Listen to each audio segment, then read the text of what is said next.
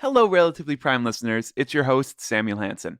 I'm just popping in here to let you know that what you're going to hear today is a live recording of the episode that we did at the joint mathematics meetings this January in Atlanta, Georgia. And if you are perhaps interested in, say, attending a live show sometime in the future, there's one really good way for you to help that happen, which is going to patreon.com/relprime and becoming a backer of the show. This will let me keep making the show and let me keep on growing it and hopefully soon do a tour of live episodes of Relatively Prime. This is something I am really trying to put together, and your support would be absolutely integral to helping me do this. And you could be just like Robert Swarthout, Brian Brunswick, Stuart Hungerford, and Bradley Booms, who are all patrons of the show, backing me through Patreon. So once again, that's patreon.com/relprime, or just go to patreon.com and search Relatively Prime. Pretty sure we're the only one. And now, let's go to Atlanta, Georgia, this past January, and the first live show of Relatively Prime. So, fact number 1. Rural Wisconsin town meetings are super boring. Like, I'm telling you, just absolutely ridiculously boring. And I learned this about a year and a half after I graduated high school. But the night that I learned it, it wasn't actually the most important fact that I learned that night. So I was sort of at loose ends. I had, graduated high school, and I was going to go to the most liberal of all the liberal arts colleges, and I was going to study poli-science, and then I was going to create this anarchist utopia and save the world. That was my quite literal plan. It was going to be fantastic. It's too bad that I didn't, because we'd all be even happier than we are now here at the joint meetings, but that isn't what happened. And then the next year, that didn't happen because I was too young. I graduated a little bit early, and my dad didn't think I was old enough to go to college by myself, and so I stayed home. I worked at the fruit tent. I sold everyone that I could yellow watermelon. And if you haven't tried yellow watermelon, and I can't believe I haven't mentioned this on the show before, go eat yellow watermelon. It is the greatest thing in the world. I absolutely love it. And then the next year, I was going to go and I was going to study video game design. I'd gotten into a university that offered a program in it, and I was going to go do that. And then at the end of that year, universities are expensive, and a loan fell through, and then I didn't go do that, which is why this night that my dad's hometown asked him to come talk at a town meeting about how to run a farmer's market, I was there with him because he asked me to come. Because I literally had nothing better to do. But as I said, these meetings, they are boring. And so I had already gone up and grabbed that Wisconsin plate of, cheese and summer sausage that's at every single thing in Wisconsin ever. And it's super tasty, but I'd grab 2 of them. And I couldn't really go up and grab a third because, well, that would have just been obnoxious. And I was raised in the Midwest, and we try our best not to be obnoxious. So instead, I asked my dad for a pen, thinking I would, flip over the paper plate that summer sausage and cheese had been on, and I would start to doodle or something. I don't know what my plan was, but instead, I started thinking about calculus and trying to remember how to do a derivative. And then I started going. I started remembering, and I started doing calculus again for the first time in a year and a half. And it felt great. And then very, very quickly, the meeting was over, and I was almost done re-deriving the product rule. And I was so happy, and time had passed so fast. And then, on the drive home, it was when I told my father that second fact that I had been talking about. Not the first one. He already knew that these rural town meetings were boring. He was there with me. And so clearly he knew that they were boring. But I told him that second fact. I told him I finally knew what I was going to do. I was going to study mathematics. This is Relatively Prime, origin stories from the mathematical domain. I am Samuel Hansen. Hey, joint math meetings. Hello, how are you?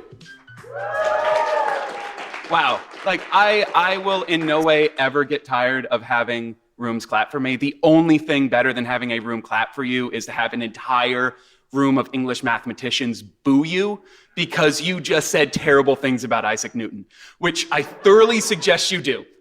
Just go over there, talk about how Leibniz is 100,000 times better than Newton, and just watch the boos come in. It is so great. Oh man, that was Maths Jam 2011. Oh, that was it. That was maybe the best day of my life. Until this day, because I have all of you here listening to me do a live podcast. So little show of hands here. How many of you actually listen to Relatively Prime? That is the most depressing thing I've seen. Okay. So everyone, I'm going to give you like 2 minutes. Take out your smartphones, go to your podcast app, search Relatively Prime and subscribe. Maybe if all of you do that and tell all of your friends, I'll be able to get some, ad money on the show. Because this show costs a lot of money. And I don't always have it. So thank you all for coming out to this live recording of Relatively Prime. Tonight, we're talking about mathematical origin stories, why it is that mathematics is our life. And some of you, given how many of you actually listen to Relatively Prime, probably most of you don't know this, but I used to have a different mathematical podcast. Well, okay, to be fair, I've had like 3, 4, 5 other mathematical podcasts, but there's one I'm talking about in particular, which was called Strongly Connected Components, and it featured long-form interviews with mathematicians. And one of my favorite questions that I would ask them was, why do you do mathematics? And here are some of the answers that I guess we can start off with the most basic and obvious question. Why mathematics? I think for me, it was always math. For 2 reasons. First, because I love it very much. And the other reason, that's the thing I do best. So if you do something well, you like it, and you love it later. So my dad would make up problems, and I would do them in my head and answer them. And he thought it was funny that often that I gave him the answer to the problem before he was finished asking the question. And you might think that was a questionable strategy, but that's one of the ways in which I got a lot of practice early on in mathematics, and it was a lot of fun for me, especially on long car rides. By the time I got to high school, I decided that I wanted to be a lawyer, and that was what I told people I was going to do as my career choice. I asked a counselor for his suggestions, and his advice was that it was very unlikely that anybody ever got a job that they really enjoyed. But since I was good at science and mathematics, but interested in law, why didn't I think about becoming a patent attorney so that I would combine science and the law? As I went through my first 2 years, I found that the mathematical aspects of engineering appealed to me much more, and I was greatly inspired by my calculus teacher. And by the time I was a junior in college, I had switched to being a math major and never looked back. How did the TV show ER lead you to doing mathematics? That's a really good question. So when I was in school, I was basically looking for something to do with my life. And I was watching a lot of ER at the time. And I thought, maybe I could be a doctor. That would be really cool. And of course, watching ER gives you literally no concept of what it's actually like to be a doctor. When I was choosing what subjects to study at A-level, kind of age of 16, I basically picked my subjects to do medicine. During my A-levels, I basically realised that medicine was probably not the best idea. But by that point, I'd already started doing A-level maths, and that is when maths starts to get really good. And I just realised, actually, maths is really quite good. Maybe I'll do that. So that was literally how it happened. I feel like my thought process was probably not that simple. When I think back, it seems quite clear what happened, but in reality, it was probably a bit more complicated than that. But that is basically the story. Yeah. When I graduated high school, I really thought it would be great to somehow be a professional magician. In order to do that, one needed a good business sense, and my goal was actually to get an MBA. The reason I did a lot of birthday shows in Cleveland was because I was a good businessman, and I had good ideas for promoting and all that. And I looked at all the guides to getting into top-rated MBA programs, and the advice they gave was whatever you do, don't major in business.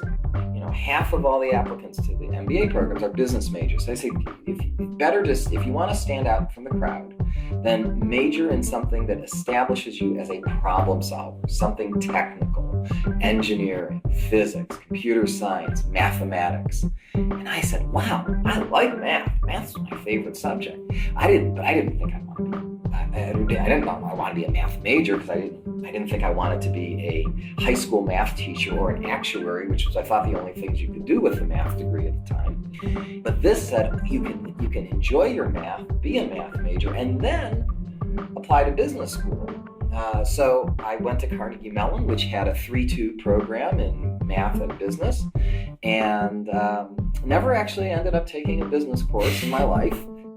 I seem to see here that you were born the child of two statisticians. How sad were they when you decided to go into mathematics instead? I tried to learn some statistics actually when I was younger, and it's a beautiful subject, but at the time I think I found the shakiness of the philosophical underpinnings were like too scary for me. I felt a little nauseated all the time. Math is much more comfortable, right? I mean, you sort of know where you stand, you know what's proved and what's not. It doesn't have quite the same ethical and moral dimension that statistics has. So I was never able to quite get comfortable the way my parents were. For people out in the world, I think it's the stereotype of a mathematician that a mathematician is the kid who was very advanced, very above grade level, doing older kids' math as a younger kid. That was me, that's true. And there are other people who have that story as well, but people have a lot of different stories in math. That's something I've learned a lot as I got older. So there's lots of really great mathematicians who were not at all accelerated, who discovered they really loved math much later in life. I happened to discover it before I can even have memory, but that's not true of everybody, that's for sure. When I was a kid, my idea of mathematics was adding numbers up, and when you got really good at that, you got to go to 2 digits. And when you got really, really good at that, then you could do 3 digits, or even 4 and 5. And I think that I had some school teachers who didn't really have a sense of how to challenge a kid for whom adding and subtracting was really straightforward and a little bit boring. Although probably the kids for whom it wasn't straightforward also found that boring. So I was really lucky that my father was professor of mathematics and gave me a lot of logic puzzles and number patterns to think about, things like that. And I thought that was a lot of fun, but I didn't think that was mathematics. Somehow that was the kind of conversations that we had at home. You know, I think all kids look up to their parents a lot, and that was sometimes the dinner conversation was, I have a little puzzle for you, you want to think about this? And so you could kind of engage in that as a way of interacting with your parents. And I think as a parent now, I find it really hard to constantly think that way and to try to give my kids something to think about that way. But it was certainly for me the kind of thing that got my mind going. I've always loved math since I was really young. Actually, my mother was cleaning out the basement. She found some old report cards of mine, and my first grade report card had a little comment box. The teacher says, "Dave especially loves math." And so it even started then. Oh, mathematics is natural to me, in a sense that if you think about it, it's rather romantic about the notion of absolute truth, pursuing without the gray area. It's either black or white, it's either true or false. In this world, there are not too many things like this. No, and that's very true. If I've done my research correctly, your father was an engineer, correct? Yes, and he sort of encouraged me to go into math, saying that math is the foundation of science. So if you are good at math, you can move into any area with ease. And he's absolutely right. But I have been enjoying doing math so much that I never really moved into other areas. But the second experiment was about a pendulum, and the teacher gave us each stopwatches and our own little pendulum, which was unusual in that it was a pendulum that was retractable, so you could make it longer or shorter. in discrete clicks. And then with the stopwatch, we were supposed to time how long it takes for the pendulum to make 10 swings back and forth, then make it longer, 10 more swings, how long does it take for 10 swings, and so on. And so it was meant to be an exercise, really, I think, in the use of graph paper. That is, there's an independent variable, how long the pendulum is, and a dependent variable, what's its period for 10 swings, and you're going to plot a series of dots on your graph paper, and that's what you're supposed to get out of this. But as I started to do that, around the fourth or fifth dot, I could see a pattern was emerging, which was that the dots were falling on a certain curve. And it was not a straight line, it was a curve. It had an arc that I looked, I was able to recognize because I had seen it in algebra class, and it looked like a parabola. This to me was a very disturbing and I would say almost frightening thing, because there was, I don't know what it was, but I suddenly felt like this is what people are talking about when they say there's a law, then there are laws of nature, that how could this pendulum, which is just a weight hanging on this, this, not a string, but hanging off this arm of the pendulum, how does this thing know to make a parabola? It's like, how does the pendulum know algebra? Which was really uncanny. I mean, it was a spooky, just like a creepy thought. Yeah. That there's a hidden world that, well, it's not exactly a ghost, but I mean, there's some kind of hidden forces that are ruling the pendulum and presumably lots of other things too. And you can't see them unless you know some math. So that was, for me, a very, kind of a religious experience almost, that I felt like I was being led into some secret place. And I just wanted to, after that, keep going back to that secret place.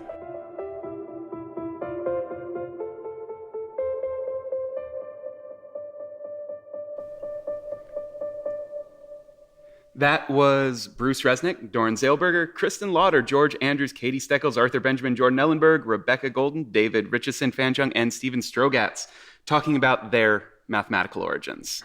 But don't worry, I'm not just going to make you sit there and listen to, old interviews. That would be kind of mean, just like get all of you in an audience, just be like, no, I'm going to just keep playing these things I've done. Just relive my glory interviews just over and over again. That Stephen Strogatz clip was great. How about I play that 5 more times? That's not really why you came. You came here for new interviews, new content, and let us get to one. So please welcome to the stage from Loyola Marymount, a math professor, Lily Kujavi.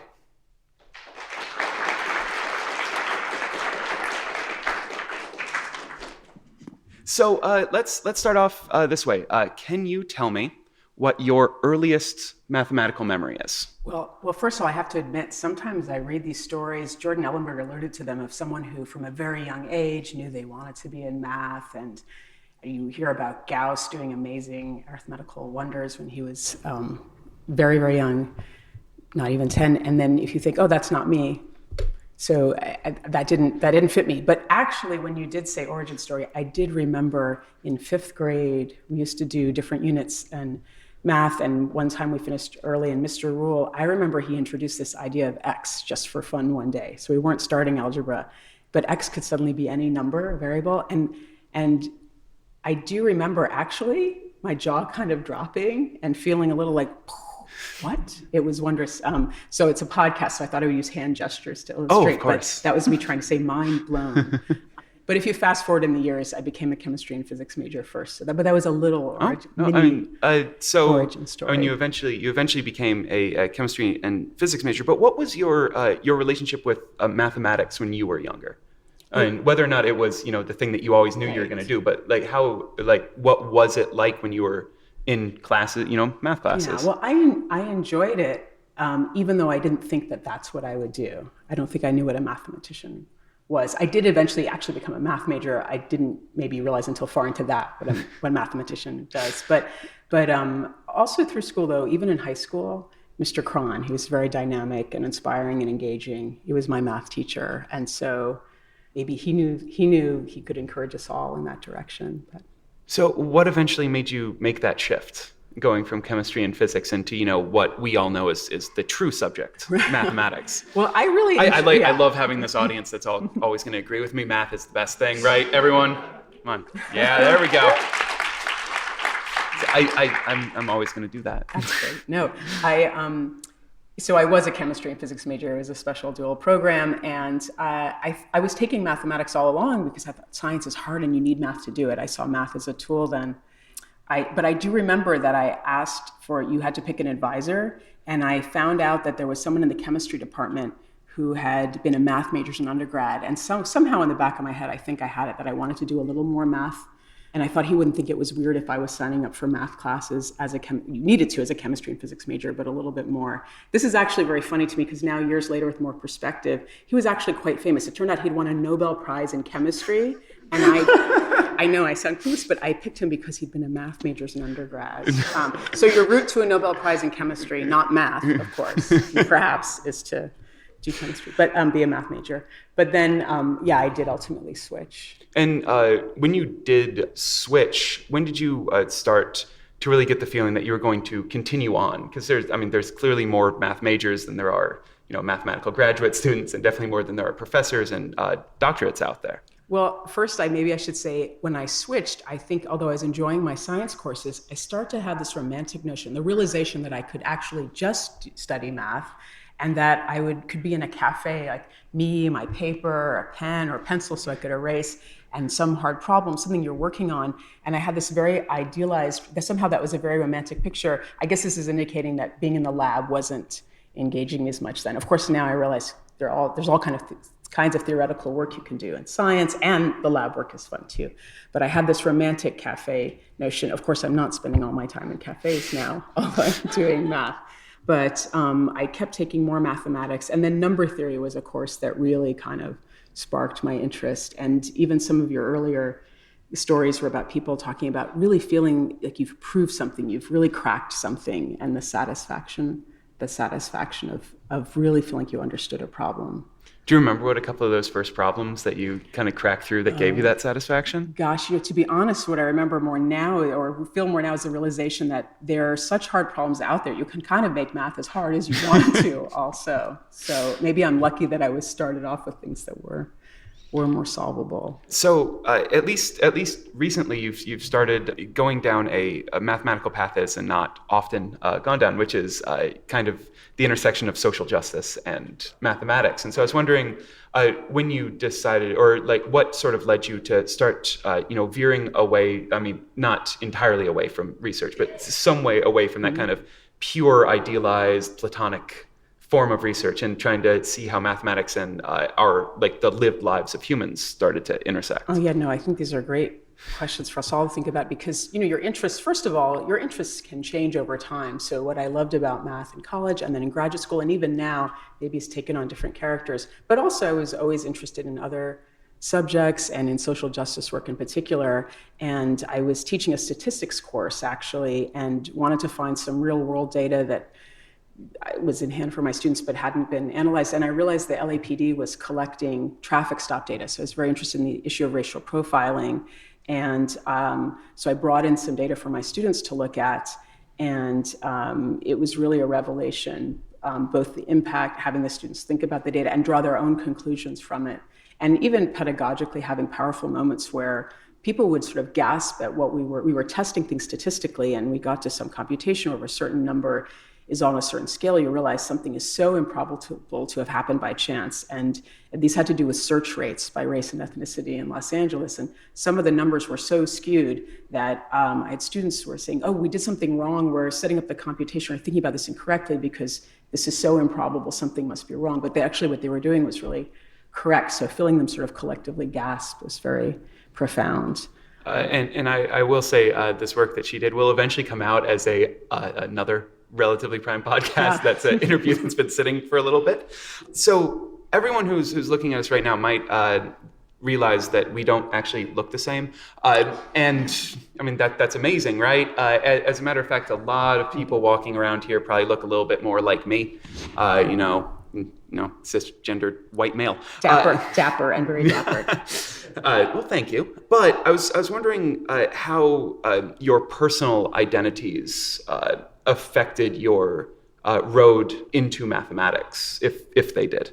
Well, I will say that a lot of the work I do now in the mathematical community, a big passion of mine, also has to do with opening up the mathematical community to all comers, and in particular, women are underrepresented, people of color still underrepresented. At this very conference, we had a panel on hidden figures. I'm wondering if anyone here might have gone. Come on, all right, thank you.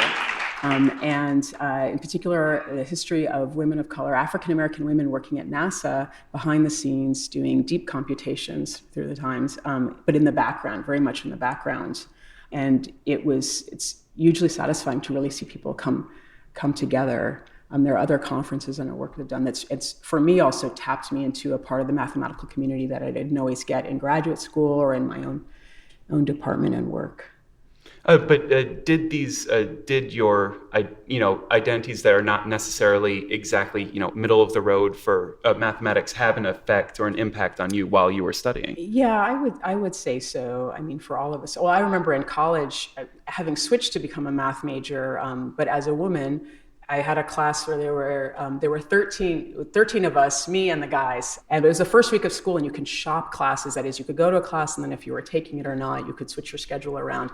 And the second day of class, another woman showed up, and I still remember this switch, but I don't remember what most of my classes looked like. So that means it's really made an impression on me. I was like, great, we went from 1 in 13 to 1 in 7, but then she didn't take the class. So that. And that wasn't that's not a positive memory, it's sort of a galvanizing one now because I kept going on. But I really want to feel that everyone could be inspired to continue on if they wanted to. So one of the things I was thinking about while I was writing the questions for this, I started to write a question about where the identity of mathematician ranks for you. Mm-hmm. And then I realized that I never had to think about that. For me, it's clear. I can just call myself a mathematician. I published one paper. I barely have a right to do that, but it never entered into my head that I wouldn't be able to do that because my other identities are generally by the culture assumed to be normal. And so I was sort of wondering if where for you the identity of mathematician, since for so many origin stories, when we think of them in culture, the origin story is often about how you throw away all of your identities to become the hero. Like in all the comic book origin stories, that's always what it is, or the villain. And so, well, you can decide if mathematician is hero or villain for yourself, but where that identity kind of ranks for you. Yeah, well, I think it's true in any kind of community or profession. If you're underrepresented, it's a little something extra that you carry with you that doesn't always propel you. I'd have to do a little extra work to feel welcome.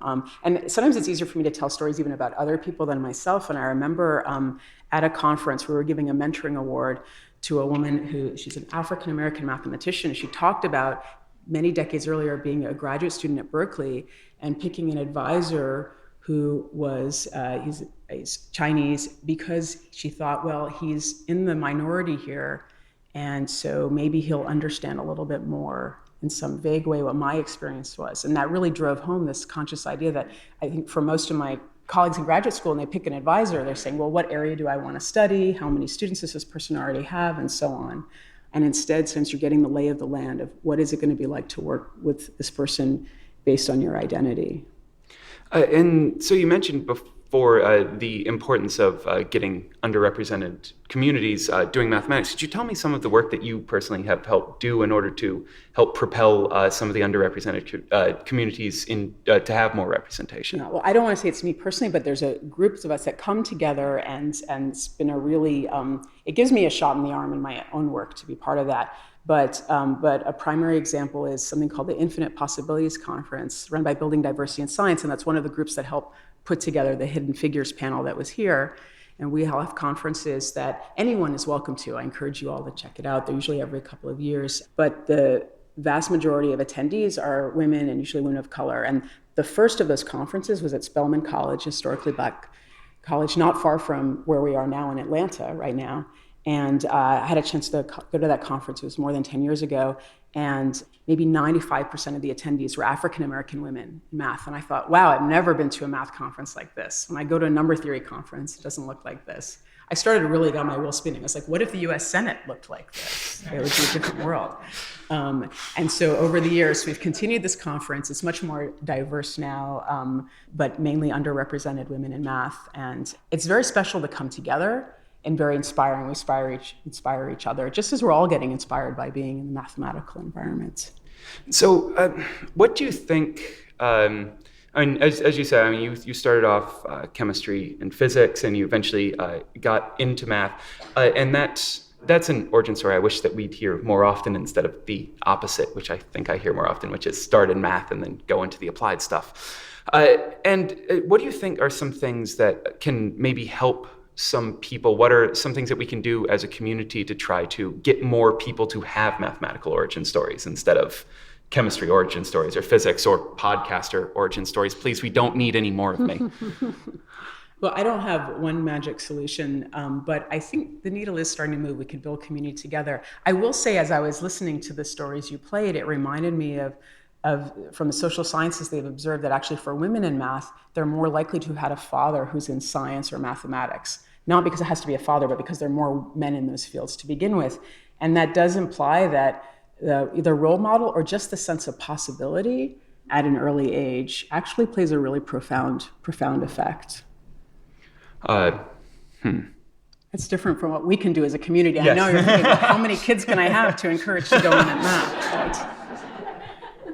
Oh, that just got uncomfortable. But can I add a few more things? Some other things to take part in. So some new mathematical organizations. Spectra is a new LGBT math organization. We've had a series of, over the years, more in an ad hoc way, receptions and gatherings at the meetings, and now it's a more official group. And so it's called Spectra. I thought that'd be a very welcoming, rainbowy, and very mathematical name. So when you're talking to students who aren't mathematicians, and maybe not even college students, but you're talking to people who are starting to show some sort of an interest in math, what's sort of the story that you tell them about mathematics?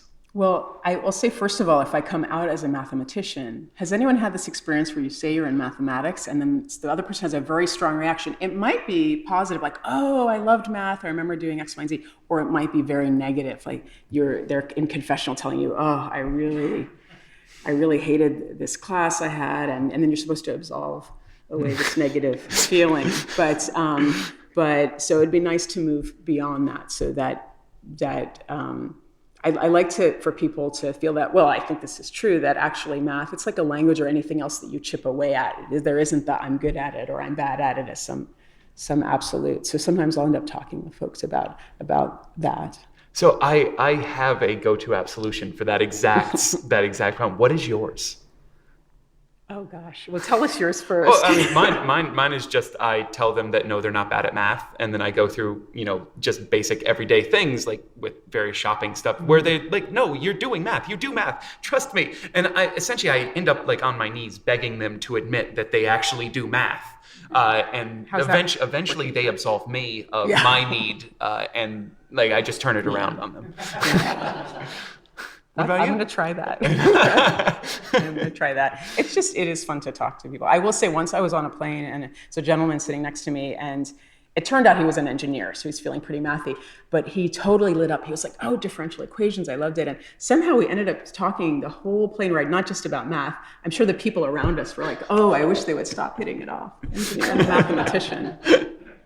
I mean, there is that sort of that nice feeling when you do run into another member of our weird cult in the wild where you're not expecting to, right? True. I've actually been very lucky in my academic work to end up, well, I mentioned the work in racial profiling. At some point I realized I needed to lawyer up. So I had data that was publicly available, but then with a law professor and contacting the ACLU of Southern California, we were able to get disaggregated data. And that was my window into going to law conferences now, sociology and criminology conferences with different collaborators.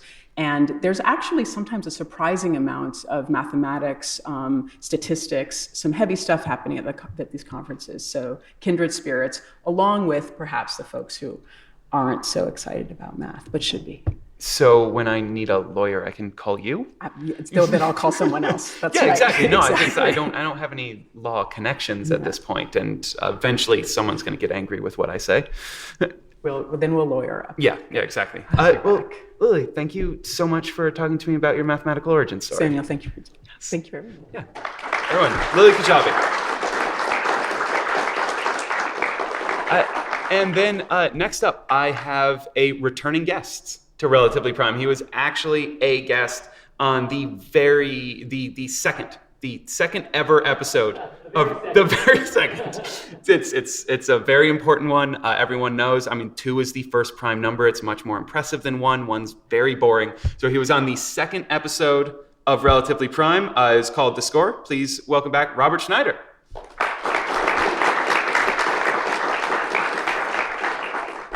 And Robert Schneider is I believe, a PhD student at Emory, as well as singer, guitarist, a bunch of other things in Apples and Stereo. That's true. So what came first, math or music? Oh, well, I'm 45 and I just got into math basically in my 30s. Okay, so music. Prior to that, yes. I mean, I don't know. What came... Well, okay. All right. Okay. Let's go back a little bit. Which came first, math or music? I mean, there's sound waves, physics. I mean, like the Big Bang. Yeah, music. Music. But no. Math. Math? Okay. Or rather, maths. Maths. Oh no. Oh, I don't. You are not what Peter Rowlett. What was the name of the math conference that you said that you got booed by? Maths Jam. I've been booed by British audiences too. Were you dissing Newton? Oh no, I was just feeding back wildly, but they thought it was an accident. And it wasn't. Of course not. Okay, so for you, you've been a musician since. Like when did you start? Playing music. Let me think. I learned to play recorder when I was a little kid at school, which I think is a wonderful thing to make little kids do. And I can remember learning about rhythms, the rhythm patterns, and polyrhythms. So you're in 4/4 time, but then you have another instrument that's playing in 3/4 or something like that, right? And they meet up at 12. And I can remember that blowing my mind, being like, oh, that's so cool. And so, I don't know, or maybe that's when I got into math. I can't tell now. Anyway, I think that I've loved music my whole life. I used to go to music camps as a kid and stuff, but I wasn't a musician. I didn't play in band. Actually, I got kicked out of band. And is there a story there? No. Okay. Oh yes. Okay. There was this awesome movie when I was a little kid called The Black Hole. Have any of you seen that great Good Bad Disney movie, sci-fi movie? Okay, awesome. Anyway, it's a very rad movie. Especially the soundtrack to it is very, very awesome. Moving on, my best friend and I played trumpet and he played trombone, and we discovered that if you pulled the valves or whatever out, there's this curved valve. It resembled the lasers that the robots used in the movie. So of course we did that during band rehearsal, and we're ducking around behind the chairs, acting like we were lasering each other, and we got kicked out of the band. But the principal gave me a peppermint. But they let me back in the next year, but I had to play snare drum. I wanted to play snare drum. Oh, okay. I was allowed to. Yes. But my parents bought me a synthesizer, a Moog synthesizer. It used to be back in the late 70s and early 80s that Radio Shack, which was a really awesome store. But they used to actually have a Moog synthesizer. Okay, so Moog is the first manufacturer, I believe, of commercial synthesizers, and Radio Shack used to sell one under their brand name. Right, so there's this awesome synthesizer from the early 80s that Radio Shack sold, and I just coveted it as a little kid because you could make sound effects like or helicopter and things like that. So, what could be a better machine for a kid? And my parents got it for me for when my birthday in 6th grade, and it was my first instrument, and I just kind of fell in love with it. And at that time, when I was a little kid, I was really into art. I guess I've been an artist since I was a little kid. That's my love, was drawing and visual art and stuff, comic books and that kind of thing. But the Moog synthesizer is when I became a musician. That's got to be it. So when did you start realizing that you had this deeper interest in mathematics? And also, how did you realize that this was not just an interest that could be separate from a lot of things that you did, but something you could bring into, say, the music that you were playing? Okay, that's a lot of things to think about. Okay, what was the first half of the question? Okay. What was the thing that got you hooked into math? Okay. Oh, well, I mean, I loved math as a little kid. I loved it at school. I really found it pleasurable. I loved learning about fractions and things like that. I loved algebra in high school. I got an F in algebra my freshman year in high school. But after that, I did really well in math. And that F was on purpose with my best friend, the same one that we got kicked out of band with It was a conceptual F, not a practical F, okay? We just decided at the beginning of the school year that we had gotten into the advanced level math, that we were just like, it'd be hilarious if we just always turned in blank sheets of paper. Can you edit that out, or is this really truly live? I mean, I can edit it out. I'm not going to edit it out, but I can. Okay. So anyway, kids, don't do that, because you will get an F, and you will have to take it again.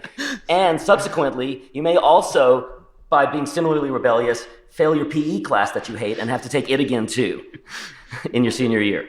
Okay, so that's very important. All of the messages I'm going to try to get across. Children, please don't purposefully fail classes. Yes, but I loved mathematics. It was awesome. But once I graduated from high school, I went to college and I studied poetry and philosophy and music theory, and that's what I was into. I'm a artist, music, poetry kind of person.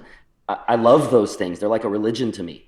I dropped out of college after absorbing those things to some degree to be a musician with my dad's blessing, and started a band, and I started a record label, and I built up a recording studio in my bedroom, but then kind of in somebody else's bedroom. And then it was just, music was my life. And music, all of my childhood friends who are still my friends were musicians, and we made music together, and we traded music as kids, and we grew up together through music and listening to music and playing it together and recording together. And as we grew into our 20s, that became having bands together and making records together and with my lifelong friends. And to me, music was this beautiful, like I said before, it was like a religion. I mean, I believed in it, and I had a philosophy about it, and it was my community, and it was beauty and mystery to me, and it was this journey that I was on.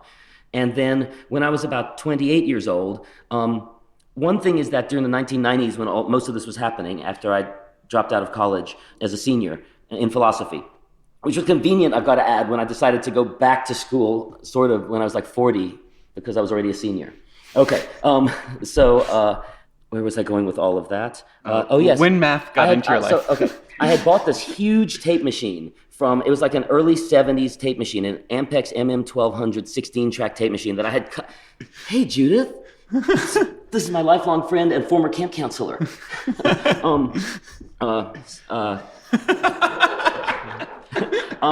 So where was I going with all of that? Ampeg. Of course, I bought this Ampex tape machine. Ampex.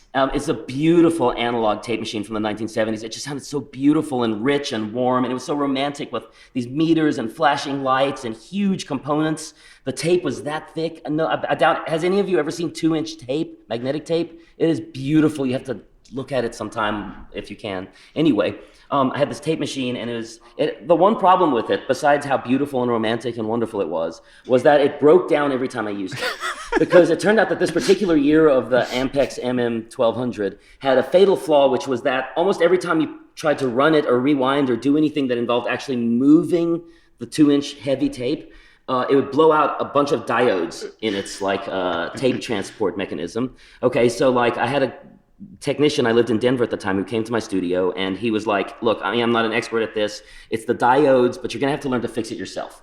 So I was like, okay, this is fun. And so I started kind of having to learn about electronics. And so I got out the manual for the tape machine, and the manual was this thick. It was like 2 dictionaries or something like that. 3 dictionaries if you speak a very slim, sparse language. Anyway, it was multiple dictionaries at large, and when you opened it, all of the pages folded out many times. So there were like these long schematic diagrams that were literally, they would fold out like 6 times, and they're crazy looking. And I looked at them, it was just so mysterious and kind of like tantalizing. And so I went to Radio Shack, another plug for the almost defunct corporation, and I got a book on basic electronics, and I opened the book, and I went into my studio room, my control room, and I sat down on the floor, and I had all of the guts of the tape machine out all over the floor around me. And I opened up I had these huge schematic diagrams laid out like huge maps of the world, and I opened the electronics book, and on the first page it had Ohm's law, and Ohm's law is this beautiful equation that's like voltage equals current flow times resistance, and it was just this simple equation. And at that moment, I realized that the simple algebraic equation I was looking at, I mean, it's the first thing I ever learned about electronics, and that somehow this simple mathematics was behind my friendships and my music and my studio and my Moog synthesizer as a child and my headphones and my LP records, my microphones, my electric guitar, my band, my record label. It was behind everything in my life that I thought was beautiful and sacred and like amazing. Everything that brought me joy and love, and all of these feelings flowed into the equation or from it.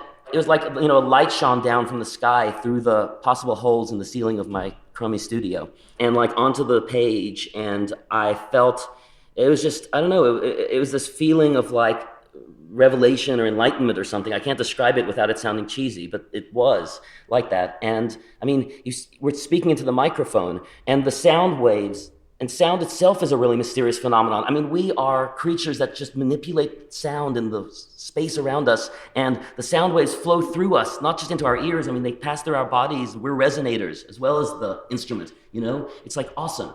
And the sound comes from my mouth and goes into the microphone. It's transmitted through electrical cables, and it goes through the microphone preamp and through the console and everything. It comes back and it goes to the speakers, and it goes back into your ears and into your mind, and it's translated into electrical signals again. And the whole thing has Ohm's law at the background, this whole mystical, beautiful, crazy process that helped me create things that I thought were beautiful with my friends.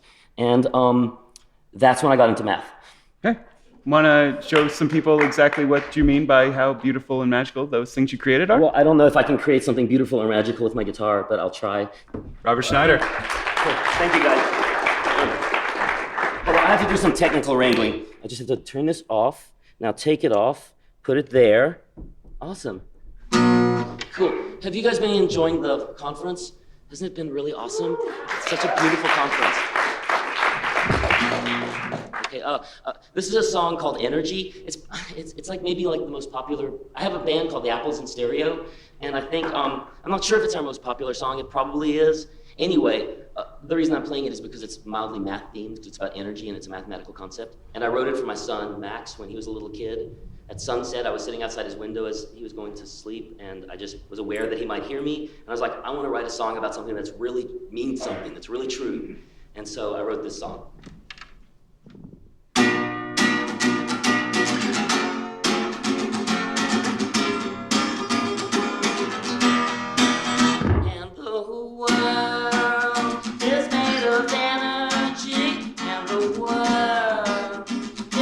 Electricity, and the world is made of energy, and there's a light inside of you, and there's a light inside of me, and the world is made of energy, and the world is synchronicity, and the world is made of energy, and there's a light inside of you, and there's a light inside of me.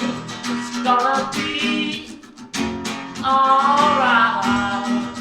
It's gonna be alright. Yeah. We're gonna see the sunlight. We're gonna see the sunlight. Yeah.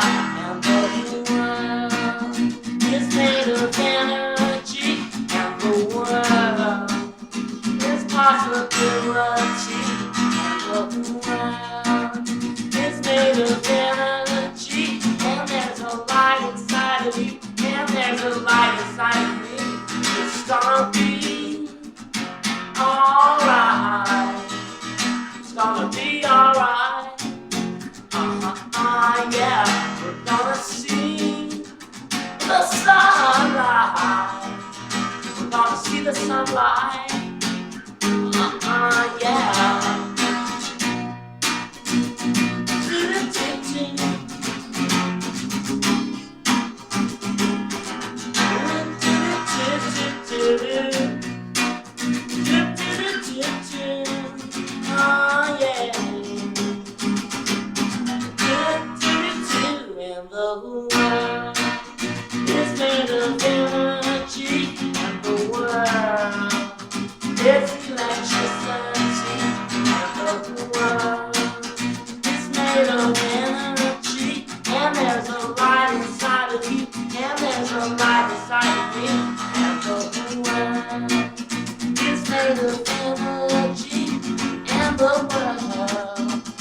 possibility, and the world is made of energy, and there's a light inside of you, and there's a light inside of you, and there's a light inside of you, and there's a light inside of me.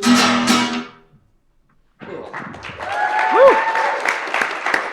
Thanks, guys. Thank you.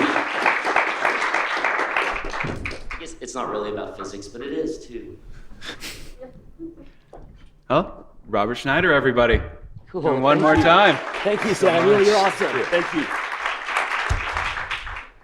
Thanks very much, everybody. I'm done, right? Yeah, you're good. You're good. So, I want to thank the MAA and the AMS for the wonderful joint meetings and for giving us a space to do this podcast. Also, a huge thanks to my guests, Lily and Robert. They were fantastic. And you're welcome. Also, a big thanks to Ohm's Law. I think we have to give Ohm's Law a shout out right now. And then thank you to Broke for Free and Lowercase N for the music that I used to score the stories today, as well as Science CTN. And also, thank you all. Thank you all for showing up. I mean, it's 8 o'clock on a Friday, and you are listening to a math podcast. You are my favorite people. You are definitely my favorite people. So you can find the music that we were talking about on SoundCloud. And give yourselves a hand. And relprime.com. If you want to know more about the show, that's where you should go. That's the website. Please, now that you're here, I really want you to listen. And of course, you can subscribe on your favorite podcasting client. All of those, plus some other ones. I don't know the names of every single podcasting client, but I'm pretty sure I'm on all of them. I think I'm even in the Google Play Store these days. Maybe not. I think Spotify has podcasts, but they only let in like this many of them. We need all of you to subscribe so I can convince them I'm popular enough to also be on Spotify. And then finally, sorry I have to do this, but I have to do this. If you'd like to support the show, please go to patreon.com/relprime. That's how you can give a little bit of money to make sure that I can keep telling mathematical stories.